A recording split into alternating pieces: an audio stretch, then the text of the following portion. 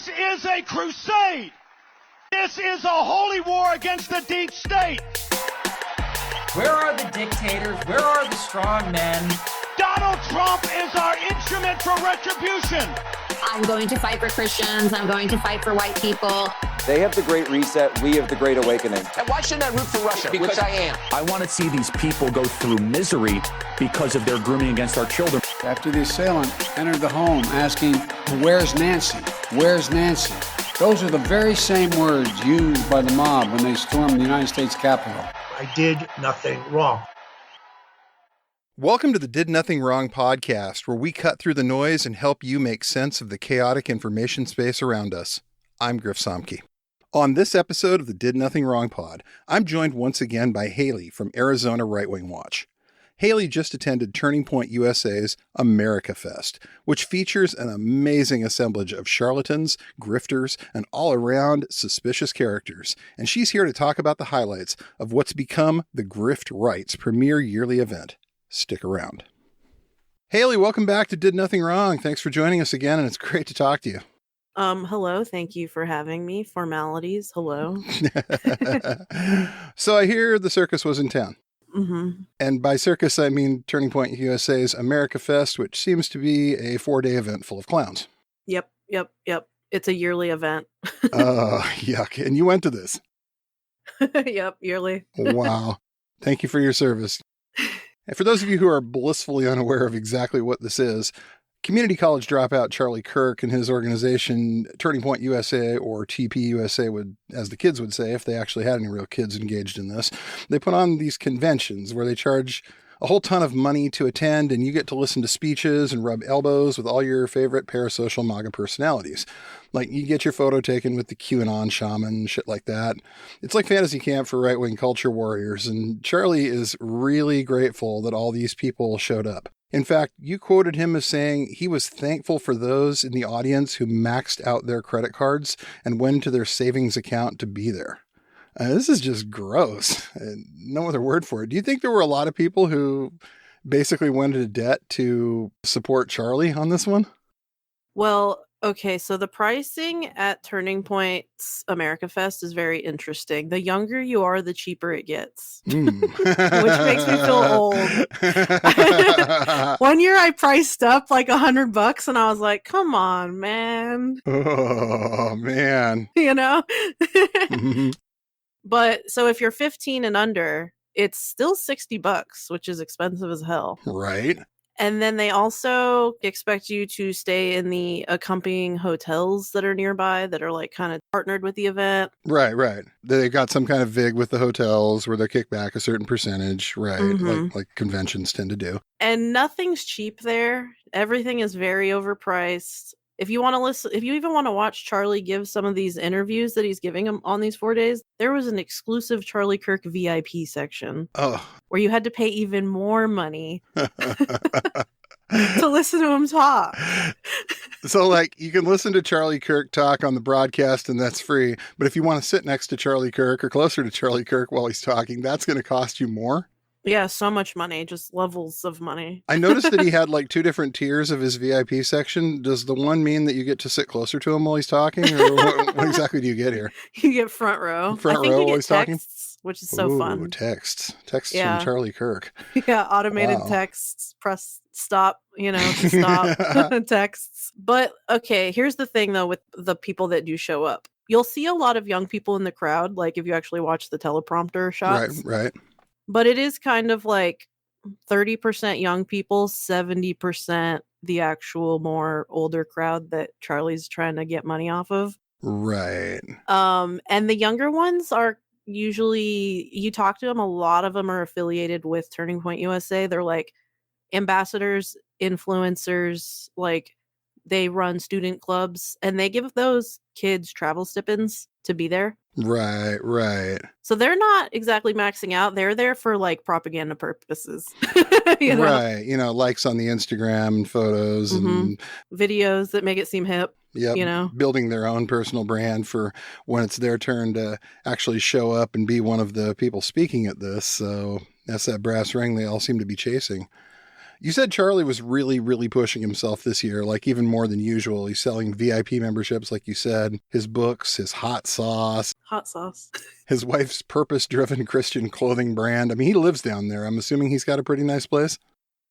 He lives in Scottsdale, which is, if for those who don't know, that is like the wealthy area of Arizona. It's kind of actually like one of the wealthy areas in the country. Oh, wow. It's very expensive to live out there. It's very fancy. He lives in a like nearly $5 million mansion with his wife, who used to be a Miss Arizona. Living the dream. And it's a gated community where it has a country club that costs $500,000 a year to be a part of. No wonder this guy thinks you don't need to go to college. I mean, seriously. He did great and he dropped out of community college. Look at him. Wow. So it looked from the list of attendees and the list of people who were supposed to be speaking at this, like you had literally all the usual suspects. You had Trump Jr., you had Roger Stone, Patrick Burns, Riley Gaines, Vivek Ramaswamy. Tim Pool, I noticed, was doing an exclusive broadcast from this thing. Even though Trump supporters hate him, somehow they made an exception and actually put him in there. You had Matt Gaetz, Carrie Lake, Steve Bannon. This is like a who's who of the grift right. Yeah. You know who was missing? Kyle Rittenhouse. He was there the first year as like the big headliner. They had him as like a very special and mysterious guest the first year. Wow. Man. Because it was right after he got out. Right. And like they had a video that showed his victim's corpse on the big screen. Oh my God, really? Yeah. That is fuck. And then they introed him with like his own custom like Kyle Rittenhouse rap song. Oh my and God. like pyrotechnics and like confetti. Wow. He was not there this year though. I don't know what was that about. That is unfortunate. I mean, to fall from that level of grace where you get your own intro, like you're a pro wrestler or something, you get your intro and your pyro and everything. And this year you're not even there. I mean, wow. Mm-mm. The thing that blew my mind the hardest is that they've got so many sponsors for this thing. Like, you've got My Pillow, extra 10% off when you use promo code Grifter. He was there too. I bet he was. You have your more obscure hustles like this Woke Tears water company thing. You can talk about some of the scammy stuff you saw there. Oh my gosh. Okay. This is my personal favorite part of the event because you kind of know what you're going to hear from all the speakers. Right. It's like Benny Johnson. I actually listened to his whole thing for some fucking reason. I had no interest. There's no reason for me to watch him. I was just like, sure, I'll sit here through this. And it was just like, okay, I've seen all this on your Twitter timeline. He was just putting up memes that he's already put on the Twitter timeline and just like telling the joke that he told on the Twitter timeline. Like, there's no original material here. Wow. So you kind of know what you're going to see. You kind of know what you're going to hear. It's like you hear Riley Gaines speak. You're going to hear the transphobic jokes. You're going to hear Bonus Hole. You're going to hear all the greatest hits out of her. She said Bonus Hole. She said that. Did. Oh, wow. She That fucking is- did. She that fucking is did. Amazing. Parlaying a mediocre athletic career into conservative success. This is really is the American dream for these people. Yeah. Like you'll get the same speeches kind of, but the main hall, Right. the exhibit hall has hundreds of the most random shit you will ever find because they try to do like this parallel economy shit. Right. Right. You know, like you like coffee. Well, your coffee's fucking woke. So how about you want some anti-woke coffee? You want some Patriot coffee? Ah, Patriot coffee. You want Patriot meat? Mm-hmm. I'm not kidding. They sell meat. Wow. You want to get meat at AmericaFest? I remember seeing the Patriot beer after the whole Bud Light thing went kind of viral. There was some guy selling Patriot beer, and it was like some enterprising gentleman who found a white label company who makes like private stock stuff for brands and got them to put some flags on it and was selling it for some ridiculous amount of money. And I mean, it's that kind of have to admire the hustle, if nothing else. Like these people know they've got an audience that will pay premiums for this kind of stuff to have their prejudices catered to. And they're just out there rinsing these people. It's just amazing. Yeah. There's like anti-woke makeup. It's like, what are we doing? What? I wouldn't trust that either. Your lips are going to fall off. Yeah, seriously. You're going to get this weird skin infection. I mean, we tested it on all the animals. We tested it on tons of animals. We're so anti-woke. And they're charging these people a ton of money to be out there doing this. They've got, I looked at the event sponsorship levels that you posted, and it looks like you've got, your $1,000 is the bare minimum plus a $298.97 to add to cover the fees to sponsor this thing. And it goes all the way up to $10,000. And, God knows what some of these bigger companies are probably paying to be there. But it seems like these people are just all over it. They know that they're going to probably make at least that much back in grift over the weekend. So they're just going to go for it. And you had some groups that were kind of expected to see there. Obviously your Regent University, Students for the Second Amendment, that kind of stuff.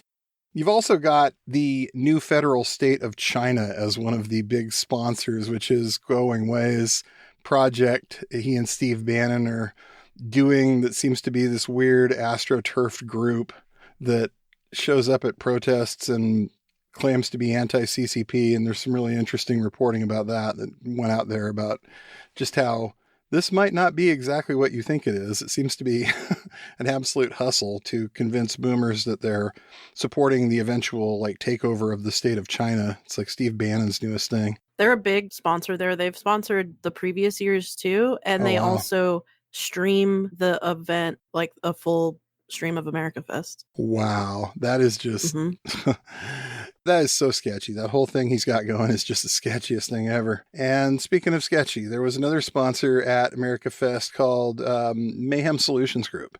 They are a hate group militia that seems to have faced some legal complaints throughout the U.S. for illegally promoting themselves as private security. They were hired as a security firm by this transport company called Wind Transportation that bussed 50,000 asylum seekers from Texas to mainly Democratic-led cities. What can you tell us about Mayhem Solutions? They're local to down there, right? What have they done in the past? Yeah, they're in Casa Grande, which is kind of like in between Phoenix and the border, kind of. Okay.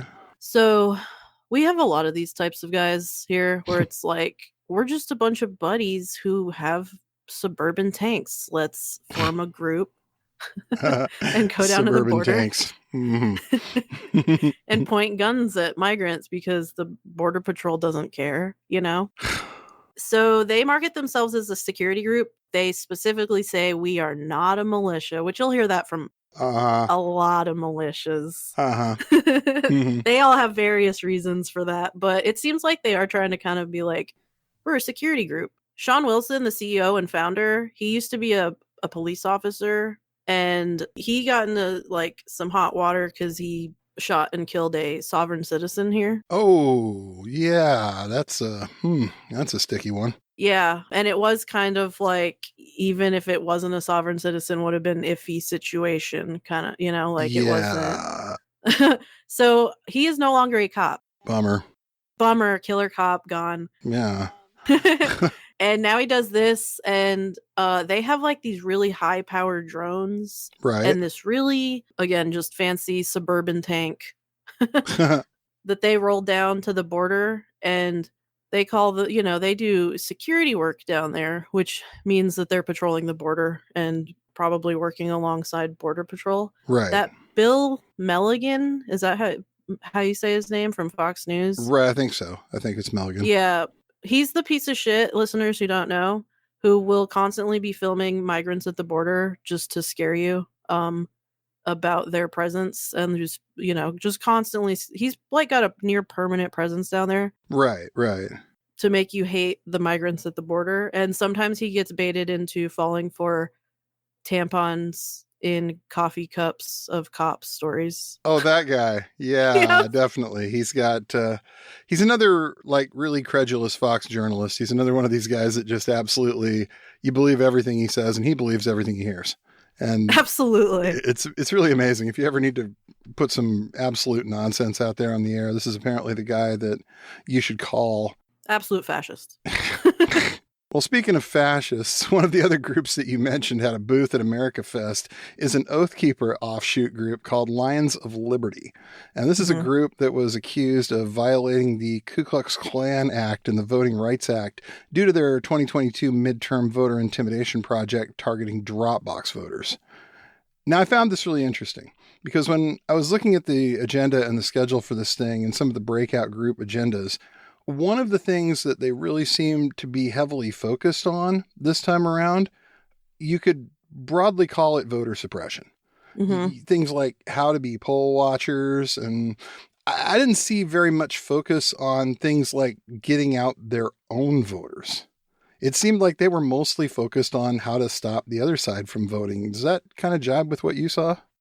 Yeah, absolutely. They're big into sign up to be a poll watcher. They had a big banner that was like about getting involved and becoming a poll watcher. Right. What that is code for is, please, radicalized voter, please go help disrupt the elections next time around, and also feed us information that you probably shouldn't be feeding us with your position. That's kind of what I get out of that. Right. Not to be too conspiratorial, but it's like there's a lot of push to get people who are actually not into democracy into the election process. Right. We saw that last election cycle where we had people who were claiming to be poll watchers that showed up, and their whole goal was to just essentially start fights, to start drama and trouble and hassle anybody who looked somewhat dark-skinned, or hassle anybody who looked like they might not necessarily be that kind of American. And it caused a lot of mayhem. We just actually saw the judgment that got served against Rudy Giuliani, who filed for bankruptcy this morning, bummer, because he just got slapped with a libel judgment because of his constant claims of the election being stolen, and 2 election workers having to uproot their entire lives and move on from that because Rudy wouldn't shut up. And it seems like they're still talking about how this election was stolen. They can't let that one go. And they're just gearing up to do far more of it again. I'm sure you probably heard a few speeches about how the election was stolen and how this was miscarriage of justice at this point. Absolutely. Common theme. Right. And in terms of that Lions of Liberty, who it's like, okay, they got in trouble last time around for they came up with this operation called Operation Dropbox, and they were working alongside like radicalized so-called constitutional sheriffs. Oh, yeah. Yeah. That's the bad future right there. Yeah. To basically like film people who were voting at the drop boxes and then take photos of their license plates and their faces some people were getting thrown online, because these are not responsible people. No, not at all. They're supposedly sending them to law enforcement. Under the these are mules, these are people voting illegally, and some people had guns. That kind of went incredibly like nationally. That made national news. So yeah, that's why these groups got sued for voter intimidation. And it's like, okay, well, what's really been done to stop them? Will they stop that the next time around? No. All these Lions of Liberty guys, men, this is technically breaking news on here, I guess, but they're all precinct committeemen. Ooh. They've all now become part of the election process. The Turning Point spokesperson was literally like, oh, he made an excuse for why they were there and said, like, this is our first time interacting with them and we support the voting process kind of thing. Huh. And it's like, it is not the first time that they've interacted with them. They've been working with them like pretty heavily on precinct committeeman stuff. So it's like, these people were doing voter intimidation last time around, and now they are part of the actual political process now. Right. These are the people that were the disruptors last time, and now they've all signed up to work the polls. So we're definitely seeing a shift towards these people aren't going to be making it any easier for people to vote this time around. If anything, they're going to be making it harder, and they're going to be making it harder from the inside. Exactly, yes. Which, again, seems like their strategy this time around.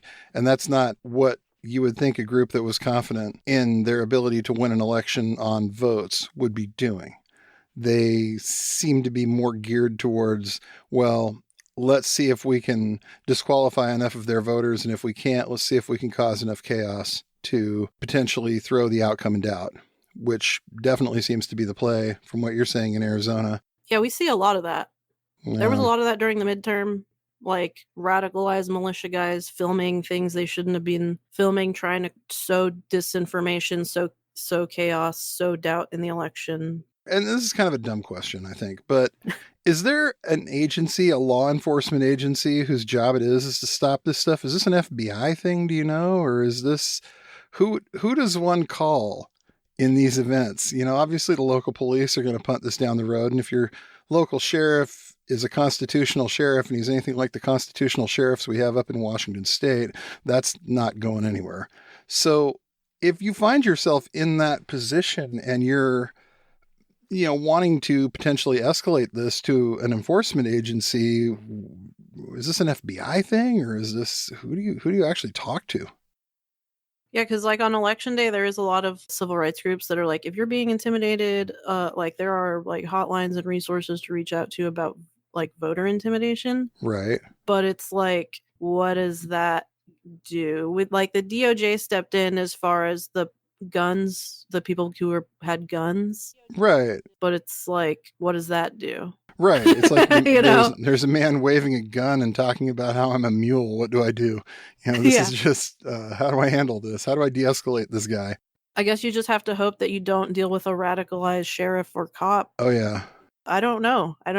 It's kind of a weird position, right? When it's like the sheriffs are also kind of helping. It's like, right. And we've had some of that up here. There's just quite a few sheriffs in this neck of the woods who bought into all that constitutional sheriff stuff, and they didn't enforce COVID mandates for that reason. And I really just don't think you could call these people to adjudicate any problem that you might have with somebody who is probably somebody they go drinking with periodically. It's a real scary prospect, and you start to wonder, what can we do to stop this? What can we do to, protect people from it? How do we get to the point where we're not worried about having people's faces and names and license plate numbers broadcast online because some Yahoo decided this is his, sacred duty to protect an election or something stupid like that. Find some mules. Yeah, find some mules. Along the same lines, you mentioned that the Heritage Foundation had a booth promoting their Project 2025 initiative. They had some stickers, some tote bags, and we've covered Project 2025 some on this podcast. And it's basically a full restructuring of the government. It's a full restructuring of the way various departments work, making everything that they can roll up to the president. They're really working on an imperial presidency, the idea that whoever's in charge would have absolute hire and fire power over practically every bureaucrat, practically every government official. I think they're talking about disbanding any kind of government union that would happen and making all of these people like basically at-will employees of the president. And it's the kind of thing that gets cited a lot for when people ask the question, like, why are you so scared of a second Trump term? Well, it kind of starts here, because we've already seen what the guy tries to get up to when there are at least some level of guardrail in place. And a second Trump term, as we've talked about before on this program, the guardrails are gone. There just isn't anybody who's going to stop this guy or who can, because I think the play for him is going to be, I'm just going to do it and you see if you can stop me.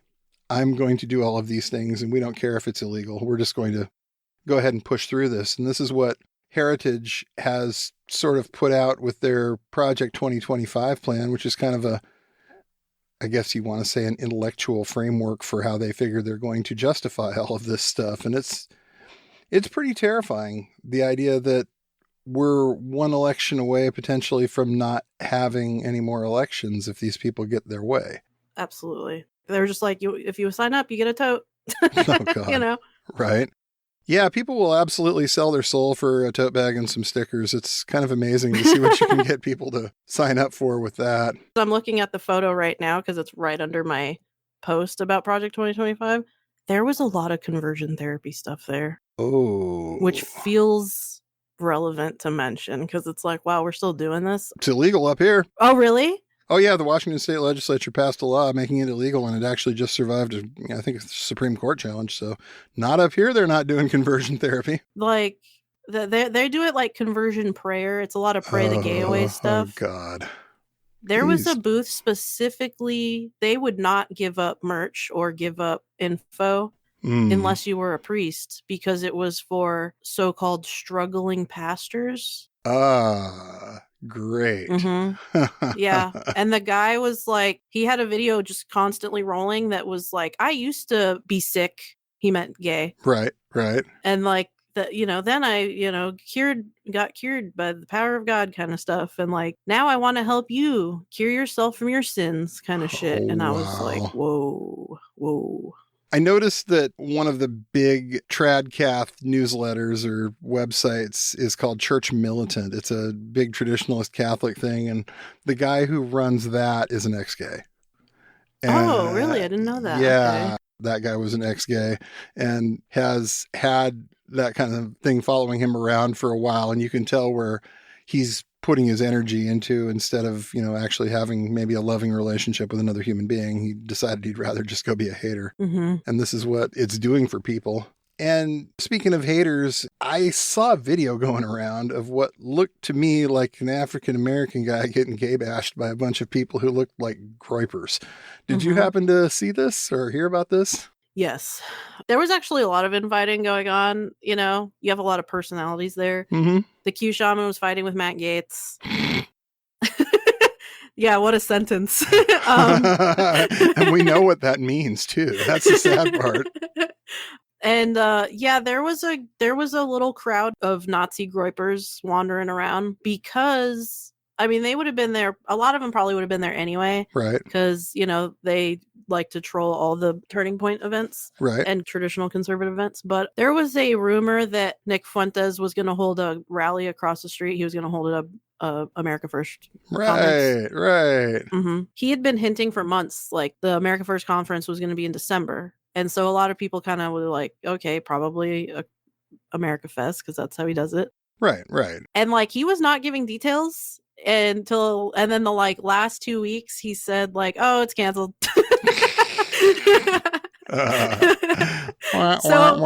Yeah.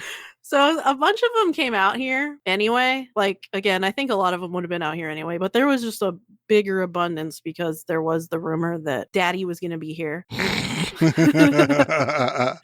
And we already have kind of a small little group of these fucking Nazi pieces of shit here. Right. So yeah, the whole group of them was meeting. This was not at AmericaFest. This was at an after party at a bar nearby. Okay. And it was an after party hosted by Republicans for National Renewal, which is like, they're a fascist group too. Amanda Moore, Right. Yeah, we've had Amanda on the program before. That's one of her groups that she's written about. Right. They do this every year. They similarly hold an event directly across the street from AmericaFest every year and have like way more obvious white supremacists at these events. Some people that can't even get in AmericaFest sometimes. And they'll have like politicians there and people who were at the traditional AmericaFest. And then they also sometimes booth at like the Turning Point conferences, Republicans for National Renewal. They are like a sponsor. So they always hold this event. They always hold like a Christmas reception. Huh. There were a bunch of elected officials there, even locally, and ones from around the country. And the groypers were all there. The Nazis, the white supremacists were all there. And Rob Smith, he is a Turning Point USA commentator, longtime Turning Point USA commentator, influencer, who is black and gay. He went into the bar and they started to follow him around, and they were calling him the N-word and calling him the F slur. Oh boy. And he started to call Nick Fuentes gay, and that's when some of them kind of like yeah, and like hard blocked him out. And they were just like berating him and like kind of berated him out of the bar. Right. And he went on CNN last night to talk about it. I mean, he was harassed, and like there were like J.R. Majewski admitted to hearing them say like the awful stuff. A bunch of the guys admitted it, because now there's like this, oh, well, you weren't actually called the N-word in the video kind of debate going on. Yeah. Because that's where I saw the video. It seemed like it started right about the time he started calling Nick Fuentes gay. And that's when those guys got really, really upset and started. And, I mean, who knows about Fuentes? I mean, I'd like to see him explain the Catboy Cammy stuff at some point better than he actually has. But, whatever. It's a big world. We have room for all types of people here, Nick. You don't have to do what you're doing. It was so funny how defensive they got. They were just like, no. Yeah. They know. They know.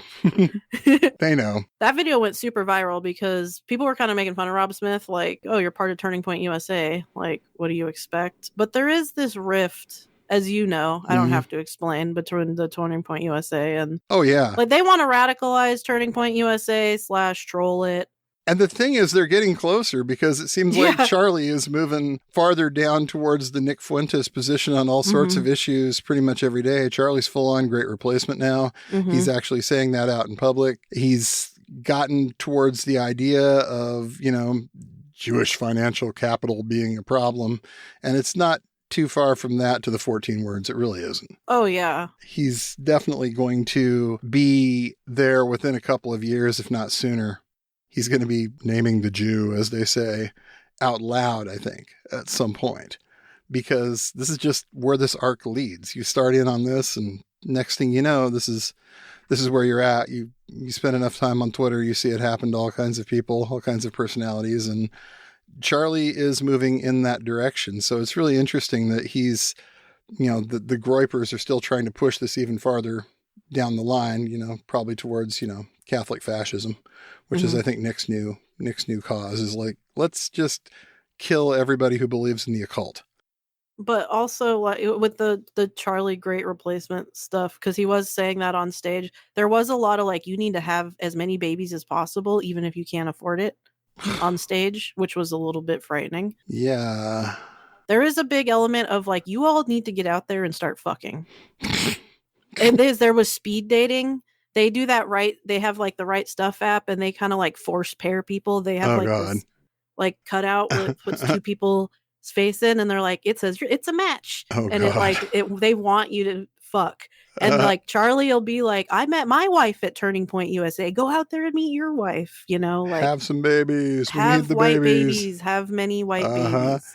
Drop out of school, women. Don't go to college. Don't have a career. Go have babies. That's what you need to do. Yeah. And they literally tell women like, you shouldn't be focusing on a career. There's a lot of talking down to women at this event. It's like Shock. a little bit, it's a little bit degrading. You'll talk to people and they just like do not care about you if you're a woman. They're like, sorry, you do not go to college here. Wow. But yeah, I think that Turning Point USA has radicalized a lot because Charlie's been wrapping himself in like hate pastors. They recently, two of his commentators / like videographers just gay bashed a professor here at Arizona State University, and they're facing charges for that. I remember that.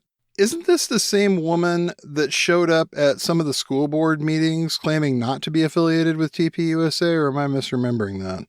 The person that gay bashed the professor was Kalen D. Almeida. He does Frontlines for him. Okay, no, if it's a he, then no, because there was a woman that showed up to the school board meeting and was claiming not to have anything to do with TPUSA, and it came out later she was a producer for one of their shows. We get that a lot here, just like woman talking, I'm a random mom concerned, and then it's like you find out she's a Turning Point commentator. Oh my and God. Charlie and Erica, his wife, come to school board meetings and speak sometimes, and then you'll see it as Turning Point USA content. We deal with it in the most worst nightmare way because they all live here and it's headquartered here. My God, seriously. So this gets into an interesting question that I've had for a while, because I've talked to a few people recently about, bubbles and online stuff maybe looking like it's a little bigger than it is. What kind of real, like, actual physical presence do these people bring? You were talking about the school board meetings and the ballot box intimidation stuff. What else do they do in order to kind of assert that this is something more than, a bunch of people online donating money to Charlie Kirk? Like, you mean just Turning Point USA in Yeah, general? like how visible are they in the area? What do you see of this? Would you know they're there? Is this the kind of thing they're big enough that you would have some idea of that, or? Here in Arizona, yes, because the Arizona GOP works pretty explicitly with them. The Turning Point USA has Turning Point Action, right? Which is how they get away with like all this political campaigning. The totally unrelated PAC. Oh, not a thing, not connected. Charlie just changes hats. We got to say that. Totally unrelated. Have nothing to do with it. This is not illegal. Don't look into it. Like there's elected officials here who put their PR statements through Turning Point USA. Like if the media talks to them, like it's like go through Turning Point USA to get my comment. Like they are very much part of the Republican Party here. The influencers all kind of like do have to be out here part-time because the studios out here, the Turning Point headquarters, there was some of them leaving town and like they were like posting videos of brown people on their airplane. Like, there's illegal immigrants on my airplane. And it's like, Charlie needs to stop bringing these scared kids from the suburbs all over the country to Phoenix because they see a brown person and freak the absolute fuck out.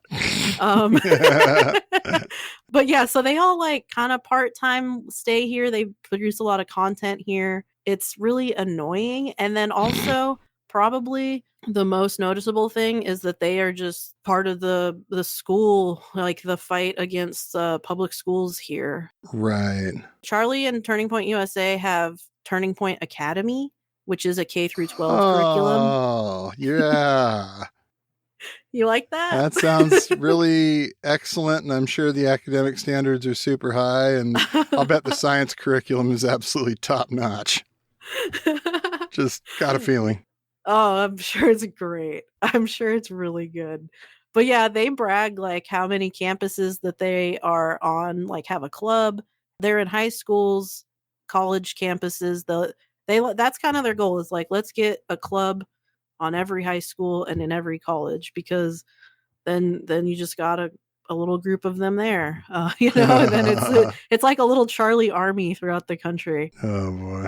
Here, honestly, some of the Turning Point people that do go to like the colleges are constantly snitching on professors for like, my professor said this thing that's too critical race theory, to this, to that. So like there is a lot of professors here that are on the professor watch list, right? Because so many little snitches, little patriot snitches are like, my teacher said something too gay, So there's a lot of that. It's interesting because we had Alexander Reed Ross on the program, who is on that list, and he was talking about like what you get when you get on that list, and it's apparently a thing. You will get all kinds of hate and death threats and the whole 9 yards from all over the country, maybe even all over the world, who knows. But Charlie has really turned his little doxing operation down there into something that, it's one thing when you've been dealing with it for a while, it's still not good, but at least you kind of know what you're getting into. He's putting elementary school teachers on this list. Yeah. Most of these elementary school, I don't know how many elementary school teachers you've ever met, but I've met a few, and they tend to be pretty mild-mannered kind of people who really just want to work with kids and try to get kids, a good start in life and maybe learn a few things along the way. And they're not really equipped at all to deal with the level of harassment campaign that a guy like Charlie Kirk is capable of pulling off with this thing. Yeah, when he like brings his hate campaign on someone, it's not just Charlie, it's the whole Turning Point operation, and then a bunch of those right-wing influencers that you'll see at these events, because they all, Charlie's got like over 2 million followers on Twitter. So it's like he starts harassing one professor here. He's really got it out for a group of them here. Yeah. And yeah, they'll just get constant harassment. Their families will get harassed. They'll get, not just the professor watch list website, but like other hate sites. And it's just like, oh, you're one of the commies. You're one of the people ruining this country. Now we hate you, even though we know nothing about you. It's just Charlie told us to hate you. And God forbid libs of TikTok picks up that ball. Absolutely. Then it gets really ugly. Yeah. Yeah, and it all seems to be kind of like working in concert. Like there's this, I don't know, what do you want to call it? I mean, a hate machine or a hate apparatus that just, they find a name, they put that name out there in the ecosystem, and that person should probably move and change their name, because the level of harassment you're going to get from that is just biblical.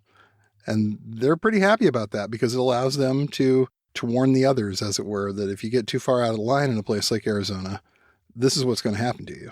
And it's pretty terrifying. Yeah, absolutely. That's a pretty good way of putting it. Like, okay, so one year, I think it might have been last year or the first year, it was before the Leah Thomas, who's the trans swimmer, the trans NCAA swimmer. Right. That story kind of blew up. Dennis Prager was on stage and he's like, I want you all to write this name down. And he spelled her name out fully, Leah Thomas. Whoa. I wrote about that in my article for Left Coast Right Watch about that, because I was like, that was wild. He was just like, here's a trans person that we are going after next. And now it's like everybody knows Leah Thomas's name. Yep. This year, the transphobia wasn't like, this is something that we need to train you on. It was just like embedded in already. Oh, they already know. Yeah, we hate trans people. It's part of all of our merch now. It's part of all of our commentary now. We all know who Leah Thomas is. She's a now household name for us, and we hate her. And it's like, you kind of saw it like get generated at one of these events. Like, this is who we're bullying next, you know? Yeah, it would be nice if people cared this much about women's college athletics if it didn't have anything to do with this. But yeah, she's basically that hate campaign target, and they'll move on to the next one. I still find myself shocked at how effectively they've convinced their fan base and their following to hate trans people. That's the one that just shocks me, I think, almost the most, because they're just, number one, aren't that many. Mm-hmm. I mean, I thought that this was not going to be a winning election strategy for them, and it turned out it wasn't.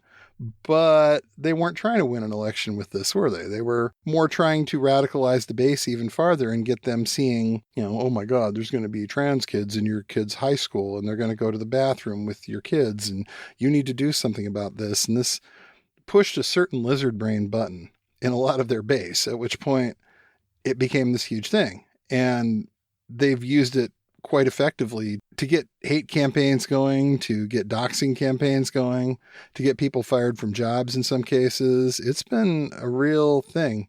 They actually just got, I'm sure you saw this, I believe a young woman's volleyball scholarship pulled up here, University of Washington, because they're saying that this person was transgender and didn't disclose that. Outed a teenager. Yeah. Yeah. Like literally outed. This was somebody who was living their best life before all of this happened. And now they have to deal with the right-wing noise machine on this. And God, where does it end? And yeah, they were definitely talking about that situation also. Again, they kind of tell you, like, they openly will tell you, like, this is the thing that we're going to be hammering on next. There was stickers handing out that said, the next culture war is in the workforce. Like, they're just like, this is our next mission. Here you go. Here's a sticker. Wow. You know?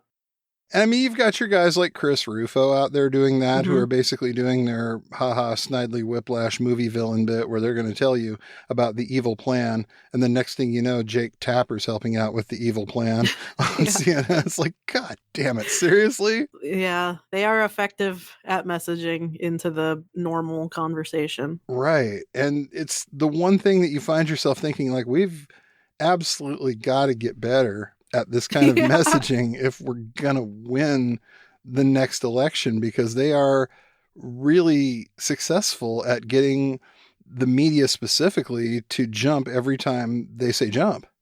It's frightening how this keeps happening, and these people look like absolute dupes if you look at it, but it doesn't seem to matter.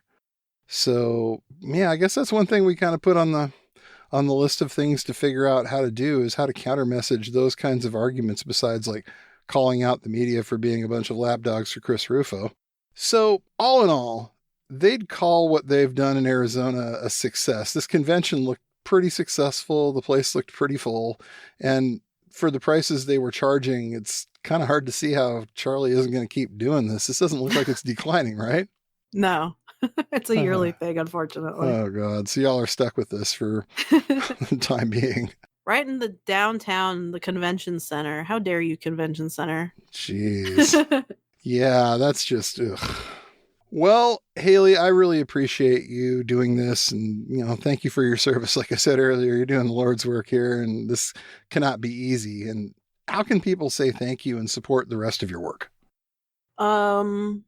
Just say hey on Twitter or at Blue Sky or Instagram or whatever you want. You don't need to support me. This is, it's whatever. I just do everything independently on my own time. So it's not a hobby. It's just like something I do. It's a mission. It's a mission. I think that's the way you kind of got to look at it to some extent. Like, this is something you do because somebody needs to do it. And if you don't do it, who's going to do it? Mm-hmm. Yeah. There was a Glenn Beck so-called exhibit there, you got to talk to some of these people, and it's like, they're telling me about their fake rat with a bomb up its ass. I saw that. I couldn't figure out what that was supposed to be. I saw that picture. I was like, okay, it's a rat under glass. What is this? Maybe I'll ask. She'll explain. Because I don't understand. So Glenn Beck has a museum apparently in Texas, so-called museum. Oh boy. And they had like a little pop-up for it there. And like the guy was telling me, he was like, this is one of those rats that they put bombs up their ass in World War II to try to blow up German warships. And he was telling me it was real. And I looked on Glenn Beck's website literally immediately after. And Glenn Beck even says his rat is a fake. It's a replica. And I was like, this guy just fucking lied to my fucking face. And and he had a bunch of other shit that was so-called American history. Like wow. Winston Churchill cigar, American history. Winston Churchill. Yeah, that famous great American patriot, Winston Churchill. And they had a box that had like the fakest fucking ruby red slippers from Wizard of Oz, some Wonka bars that you could literally buy at the fucking store, the heart necklace from Titanic, and the mosquito in amber from Jurassic Park. All clearly bought props, and he's like, yeah, this is all from the sets. And I'm like, no the fuck it is not. No the fuck. No the fuck it is not. It was the fakest slippers. So what's the point this guy's trying to make here? It's Glenn Beck's exhibit. Glenn Beck's It's a pop-up for Glenn Beck's museum that he has. It's called like the American Experience or some ridiculous shit. It's not a real museum. I was like, you're fucking lying to my face. Places that will, if you take your kids there, make them go no contact with you the minute they turn 18 because, well, you took me to the Glenn Beck Museum when I was 15. It's, oh, geez, seriously. So that was a fun pop-up at AmericaFest. It's one of those events. Anyways, thanks everybody for listening. No worries. I'm going to have to get down there for that one of these years just to see how bad it really actually gets. We'll hang. We will, because I kind of want to see it for myself just to see. I like a good train wreck every once in a while, and this is what sounds like one of the best train wrecks you can possibly go find. Haley, thank you so much for coming on. I really appreciate your time today. You keep doing what you're doing, please. We need you. Thank you. Thanks for listening to the Did Nothing Wrong podcast. If you want to hear more, you can find us on the web at didnothingwrongpod.com. Please make sure you subscribe to get our content straight into your inbox. You can also follow us on Twitter at GrizaBJJ, GRZABJJ, as well as DNWPod. We're extremely grateful for paid subscriptions and donations that allow us to keep doing this important work. Thanks, and remember, everyone mentioned did nothing wrong.